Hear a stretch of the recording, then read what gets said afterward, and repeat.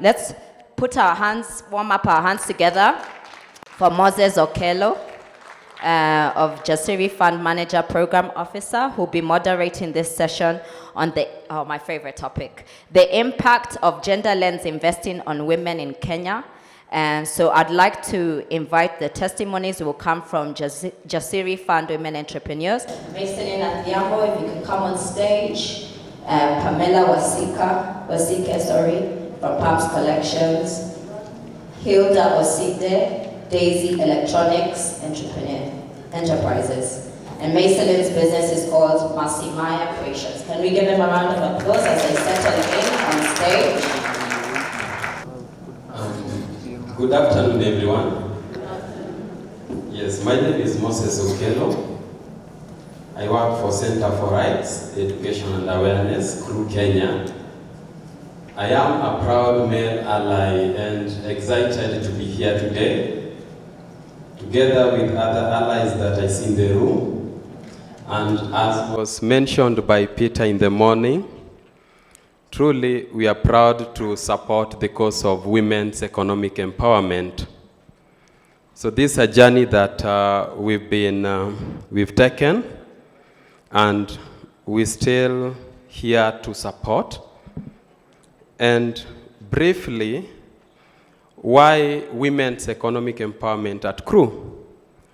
And the reason why we see the stories or we see our successful entrepreneurs here is just to demonstrate the resilience and the work that we've all put through to ensure that women are successful and they have what we call autonomy. They can make independent decisions. They are financially independent and stable. At CRU, we scanned the market ecosystem, the financial landscape, and discovered that the available financial opportunities for women are not gender responsive or are less gender responsive. So the ones that are responsible for making decisions around designing these products assume that women's experiences, needs, and even expectations in that space are the same as their male counterparts. And as such, we decided to do something around it, to advocate for a transformation in that financial landscape or ecosystem, to be able to address the existing systemic gendered barriers, or what we call in this sector socioeconomic barriers that hinder women from fully participating in sustainable entrepreneurships. So, looking at the products that we have out there in terms of loans, none of you will confirm that they are so affordable for women to access, invest, and be able to thrive. Interest rates are so high. The terms that are there for repayment are not favorable for access. One might even be required to organize themselves in groups. And if one is far away, 1 kilometer away from the rest, it means you are now excluded, and therefore you can't access that opportunity. That aside, if one is required to present an asset, a logbook, or an item like that as a security or collateral, tell me where this person will get this from and present to be able to access the limited opportunities that we have in the Kenyan financial ecosystem. That aside, let us look at now that survivor of gender-based violence.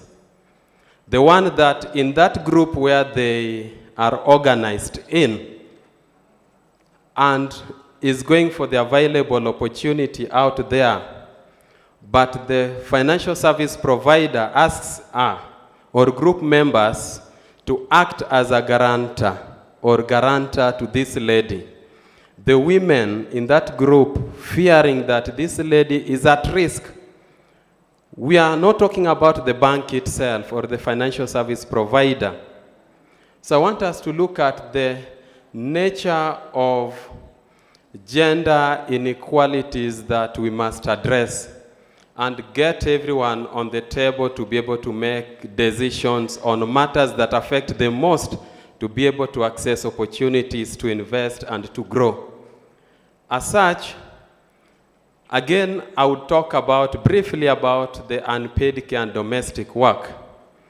This is a factor that we've seen limiting women from fully putting their effort on income-generating opportunities for them to thrive, like their male counterparts. Women must be freed time. And to be freed time, it means that you are given more opportunity to be able to do work, and a dignified and fulfilling one.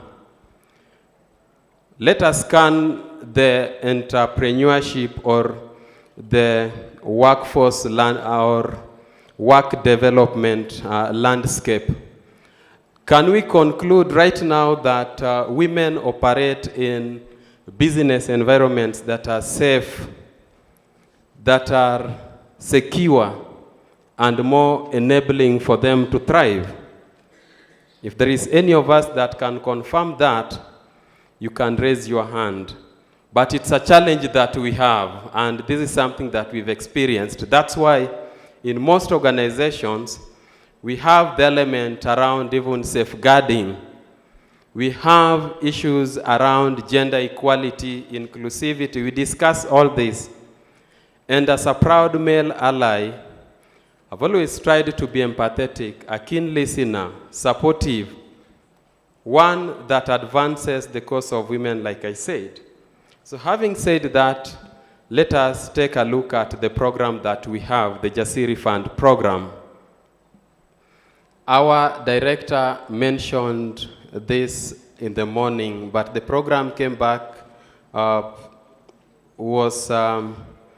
conceptualized, or it was launched in the year 2020, and we were looking at addressing the issues that I've just mentioned in Kenya, and we are looking at 1,000 women in 10 counties. And this we are not doing in isolation or as crew alone, recognizing the strength and power of partnerships and collaboration. So we're working closely with CCGD Kenya and GROOTS. So the program was looking at more of what was presented by early presenters, the incubation kind of approach, where we were looking at enterprise development support through enterprise development training, through access to business grants for businesses that were 1 year and below, looking at access to credit at a single digit, very affordable. You will see the impact in the next few minutes. We were looking at providing BDS, business development support services, to handhold or mentor these women, support them so that they are aware of whatever is required for them to operate in the financial or business environment. We were also looking at other factors that were limiting women from accessing these opportunities, like gender-based violence, and how to address them, like through psychosocial support, community programs like sensitization, holding radio dialogues, providing shelter opportunities for women to seek those or to get to those safe houses before we reintegrate them back in the community. We are looking at issues around pro bono legal services, women to get to know their rights, claim them, and, of course, for them to get justice. So all that was done in this program. So we are proud to mention that phase 2 was unlocked, and now we are looking at 26,000 women from 1,000. And this is happening in Kenya. and in partnership still with CCGD and Roots Kenya. And it's open, so after this, of course, we can see how to get more women on board so that we support as many as possible, because that is what we are here to do, all of us. The cause that we are advancing here is women's economic resilience and recovery. And finally, we have successes in this, and I will not talk about them. Sometimes it's important that you listen or you hear them from those that were direct participants of this program. So thank you so much. I will introduce my panelists. So the first one, on my left is Hilda Oside. She's an entrepreneur. She's walked the journey, and here she is today.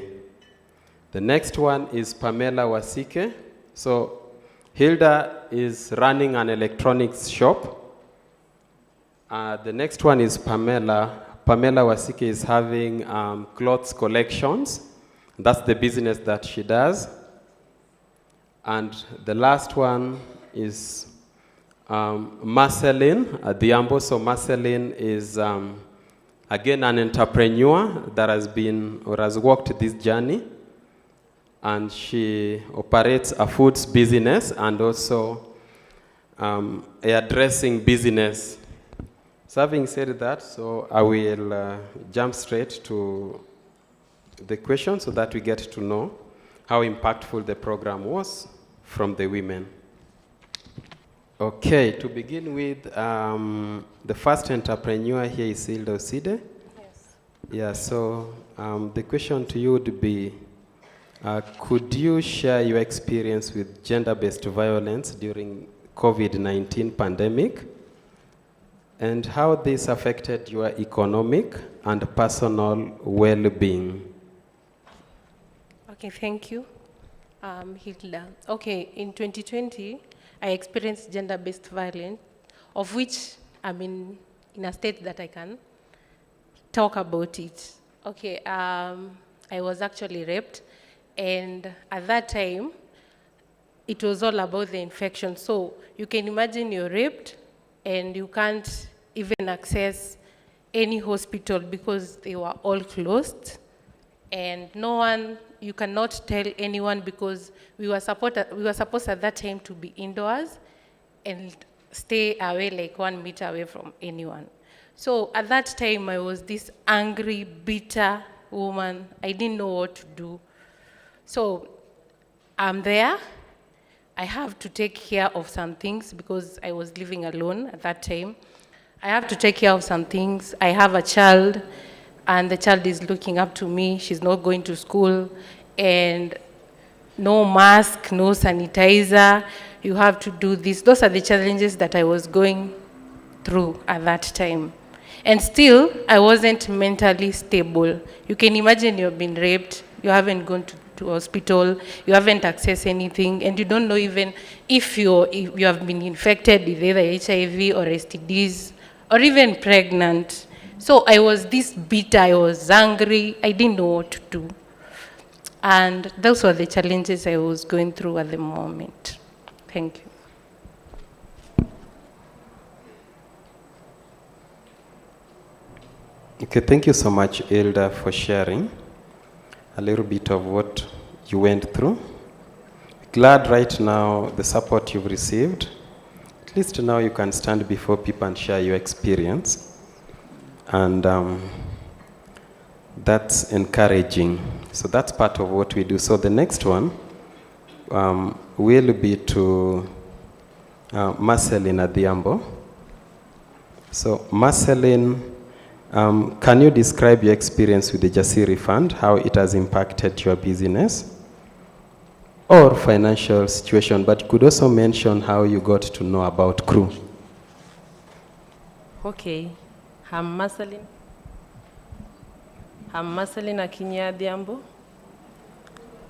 Mimi ni mama. I'm a survivor I'm a champion. I'm a mother of two. I'm a businesswoman. Crew wamefanya nikakuwa survivor kulingana na violence yenye nilikuwa napitia mbele ya watoto. Leo naweza simama hapa niseme I'm a champion kwa maana niko na choice.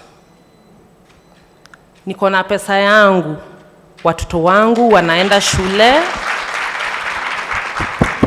bila mimi kuomba mtu. Na nimekaa hapa, nimesimama juu ya crew. Crew pamoja na Jasiri Fund. Wakati wa COVID, first walinitumia 7,000. Hiyo ndio pesa ya kulipa nyumba. Nikaanza biashara ya mboga. Napiga picha hivi. Saa ile mtu hawezi kuja kununua, mtu anakuuliza how much, unauza kutoka wapi? Niko mali fulani, mtu anakuambia can you deliver? Namwambia yes. Nikaanza kupeleka mboga Kileleshwa. Nilipata market kutoka hapo. Nikaget tena grant kutoka kwa Jasiri 20,000. Nikaanza biashara ya fish. Mimi nauza samaki, small fish, kitunguu, nyanya. Business yangu iko Kibira, location Line Sabau Ward. Leo naweza simama kama mama juu ya Jasiri Fund. Na nawashukuru sana watu wa Jasiri Fund. Mungu aweze kuwapea nguvu na muweze kusaidia mama mwingine aweze kusimama hapa leo akisema amesimama juu ya Jasiri Fund.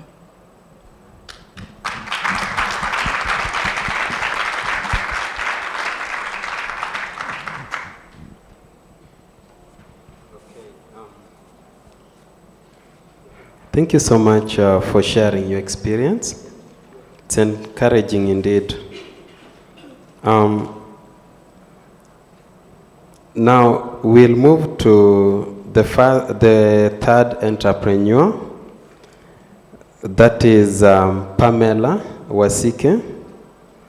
Pamela, we would love to know about your experience with the financial service providers or banks before the program, so that we also get to understand some of the barriers or some of the factors that have been limiting women from accessing the available opportunities. So the question to you would be, from your experience, what can financial institutions and the government do to support women entrepreneurs, especially GBV survivors? Yes, but before that, if you've ever experienced any challenge accessing opportunities, then what, based on your experience, can the government do and the financial service providers to ensure the financial services are available for women like you? Okay, thank you, Moses. For me, as you can see me, I'm happy today because of GROW.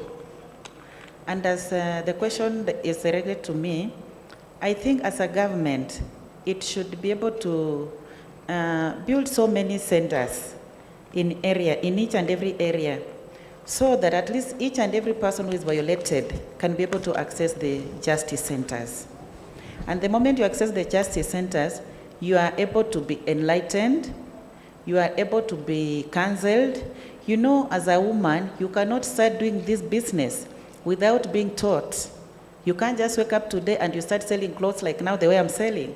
You can't just start in the morning that you want to go to Marikiti, then you can't start selling. But me personally, GROW really educated me. It counseled me, it empowered me, it enlightened me.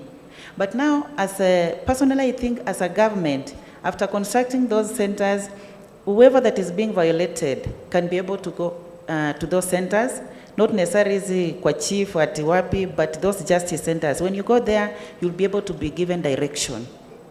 Second, they can be able also as a government to be able to create these, talk to these ladies and be able to form this, to enable these ladies to form chamas, group chamas, so that you can be able to join. Still, you are going to be enlightened there. After being enlightened, you'll be able to access loans. Like now with the crew, the word Jasiri that you've heard from crew, like the way my fellow said, Jasiri, it's a group that was formed under crew. It enabled me, they taught us, and they really went ahead to negotiate with banks for us to be able to access these loans, big loans, small loans, the one that you want, according to your capability of paying this loan. And now, you know, personally like me, I can't just go, that time I was violated. I could not just stand up today and go to banks and ask that, give me a loan. They could not listen to me. But now, through crew, I'm now able to access even a meter, $1 million to operate my business. Yes. And to add on that, you know, when you form these groups as government, when they enable these centers also to teach these women will be able to access, like the way my fellow said, akapewa 7,000 akaanzia hapo. From there, you're going to grow. But without this government holding women, without government holding us hands, you cannot go anywhere. But now for me, I'm shining because of crew holding me, taking me to Kenya Women Finance Trust. I'm accessing funds. I'm doing my business in a high rise. I sell clothes. When you come in my shop, you need variety of things, clothes, you can access to any that you want. And just that is because of crew, and that's because of that Jasiri. But now as government, let it be able to be on the lookout. Also, as government, let it be able to involve women in the accountability. So that at least whenever there's a meeting or anything that is concerning, let them not only be looking on men. Even as women, we have voice. We can do something. We can be accountable. When you are asked right now, me, I speak with this voice because of the crew. Now, government can be able to come out and make all of us women to stand up. Thank you. Thank you so much, Pamela. I will go back to our second discussant, that is Marceline. Marceline, during the period that you've been as an aspiring entrepreneur, looking for opportunities to be able to access, talking about finance, could you share with us some of the challenges that probably you went through, and how Jasiri was able to help you overcome some of those challenges? Okay. Challenge yenye nilikuwa nayo, sisi kama wamama tulianza kitu kama chama. Unafika pale kwa chama, kwa vile wewe uko na changamoto huku na huku.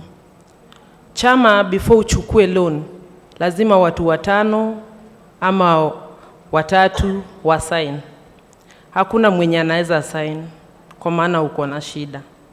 Lakini leo nikisimama hapa, hata mtu asipo sign na nitapata loan juu ya Jasiri. Second to that, challenge nilikuwa naona before nipate Jasiri, nilikuwa na pesa kidogo hiyo yenye nilianza na biashara hiyo 7,000. Unapata shida ziko mingi, watoto wanataka waende shule, unataka ulipe school fee, unataka kulipa rent, mtu amekuja kutafuta omena kama umeleta ama mboga, hauna hiyo mboga. Hiyo ni challenge yenye nilikuwa naona kwa maana pesa ilikuwa kidogo. Uwezi ukagawa huku, ugawe huku. Sasa hizo ndio challenge yenye nilikuwa na face. But tangu Jasiri ikuje, nimesimama kama mama na biashara yangu inafanya vizuri na watoto wangu wanaenda shule.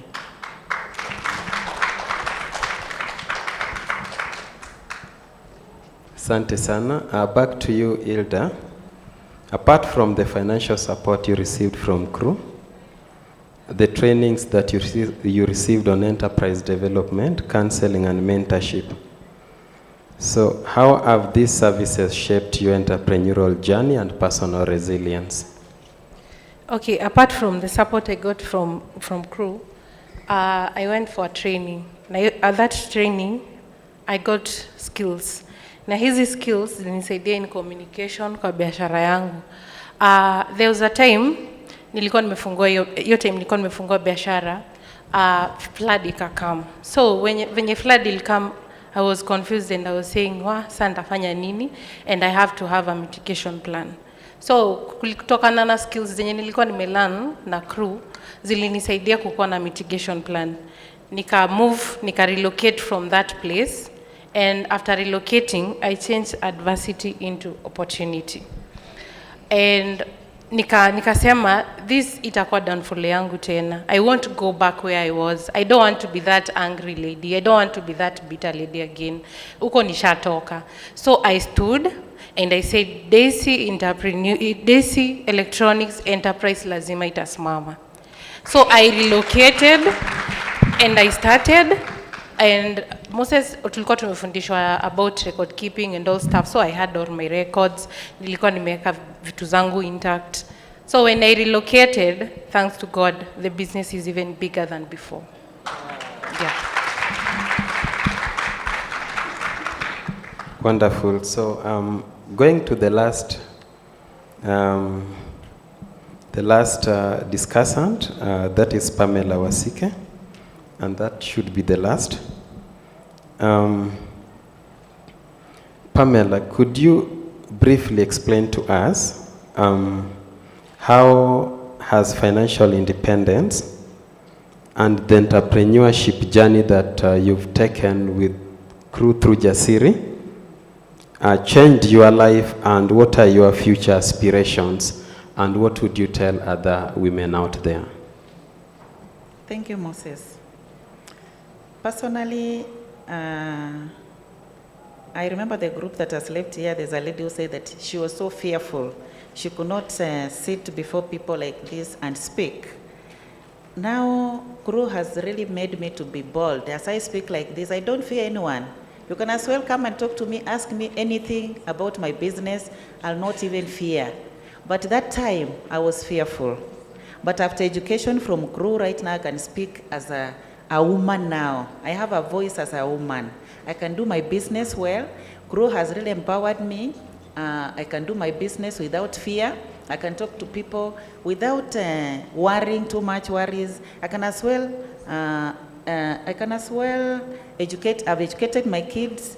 My firstborn has graduated last year. Now I'm so grateful because of this CRU. And also, I'm a competent entrepreneur in the market. I don't fear anything that comes, whether it comes to beat me or what. I can still stand firm and the way I am. Yeah, I'm happy today. I'm shining the way you are looking at me. I'm shining. I'm so happy, and I'm proud. I'm proud to be a woman. Thank you so much, CRU. Thank you so much, Moses, for whatever that you are doing for us. I'm happy, and I look forward for more to grow my business. And even next Women Empowerment Forum, Economic Empowerment Forum, I look forward to come and empower myself, sisters. Thank you. Oh, thank you so much. So that will be the end of this presentation, and we are going to hand it over. Can we give them a round of applause? We celebrate you. May you grow and glow. The first group didn't get it, but I've seen you understand my language. May you continue growing, and may you glow as a result. Thank you.